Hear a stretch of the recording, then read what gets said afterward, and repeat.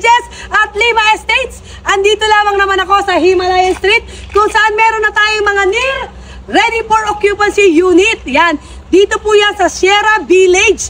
Meron po tayong mga near RFO na may sukat na 133 square meter lot area at 103 floor area. Yan po ay mga single detached unit.